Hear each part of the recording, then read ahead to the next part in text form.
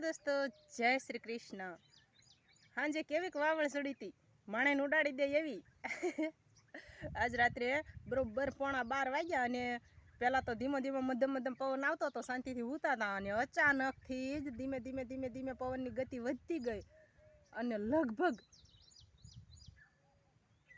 પ્રાંતિજમાં એટલે મારા પિયરમાં રાત્રે 9 વાગ્યે જે વાવળ હતી ને, મારા સુજલભાઈ ત્યાં છે, એમનો ફોન આવ્યો હતો રાતે કે મમ્મી પપ્પા વરસાદ કેવો છે? તો અમે કીધું વરસાદ તો નથી, અહીંયા તો ક્યાંય અણહારાય નથી વરસાદની। એ કે અહીંયા તો પવન બહુ આવ્યો ને પછી વરસાદ કે બહુ શરૂ છે। એટલે અમે કીધું અમારે તો અહીંયા તો કાંઈ વરસાદ છે નહીં। પછી અમે તો એને શાંતિથી ખાઈ પીને વાસણ ધોઈને નિરાતે સૂતા હતા અને વરસાદ અને પવનની આંટી વધી બાપા। પવનની આંટી વધી એટલે ઉપર ચડતા ચડતા મને ધક્કો મારી દીધો। બોલો કેવડી પવનની ગતિ હશે। અને 11:15 વાગ્યે બરોબર 250 કિલોમીટરની ગતિ, 250 કિલોમીટરનું અંતર કાપતા 2.5 કલાક થયા। 9 વાગ્યે સુજલભાઈનો ફોન આવ્યો હતો અને 11:15 વાગ્યે અમારી આંકણે અડી ગયો પવન। કેટલી ગતિ હશે। અમારે તો એમ હતું કીધું આપણે કદાચ આવશે તો અમારે પાડોશી છે હરજીભાઈ, રાતે અહીં બેહવા આવ્યા હતા, એ કે સવાર પડતા પડતા કે આપણે આવશે।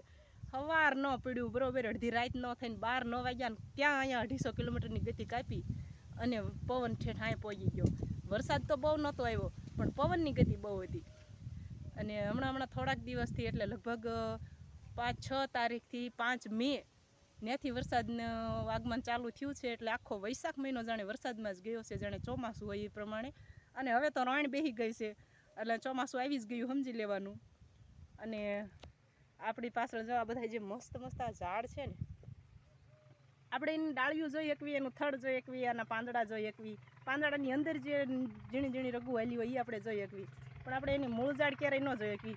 ક્યારે જોવી કે જ્યારે આપણે એ થડ આપણે ખેંચી લેવી ત્યારે, અથવા તો પવનનું કે વરસાદનું પડી ગયું હોય ત્યારે આપણે એની મૂળ ઝાડ જોવા મળે। પણ હાલો હું તમને એની જીવંત મૂળ ઝાડ બતાવું ને, તો એ કેવી રીતથી અંદર હાલી હોય ને એ પરફેક્ટલી મસ્ત રીતની દેખાય છે। એટલે મને એમ થઈ ગયું કે લાવો એક નાનકડો એવો વિડીયો બનાવી અને તમને લોકોને પણ બતાવી દેવી। મને જે વસ્તુની મજા આવે ને એ હું તમારી સામે રજૂ કરું છું। હાલો તો તમને બતાવી દેવી, અહીં બેઠા બેઠા બતાવી દેવી। અને એ મૂળ ઝાડની અંદર તો કેટલાય જીવ હોય તેમ છે પાછા। આમ જોજો મજા આવશે। કેટલી બધી જોરદારની મૂળ ઝાડ છે। આમ તો તમને એવું લાગશે કે આ મૂળ ઝાડ છે શું છે કૈલાસબેન? અને જો એની અંદર જીવ કેટલી પ્રકારના રમી રહ્યા છે, રખડી રહ્યા છે। જો આ એક છે ગોકળ ગાય, આ ગોકળ ગાય છે, અને આ એક કરોળિયો છે, અને આ જો મામાનો મેનો મામલિયો કહે, અને અમારી ભાષામાં, અમારા અહીંની ભાષામાં આને મેનો મામલિયો કહે।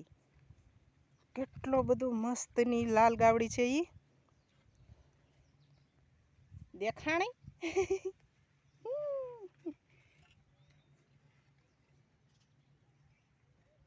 જો આ મેનો મામલિયો છે,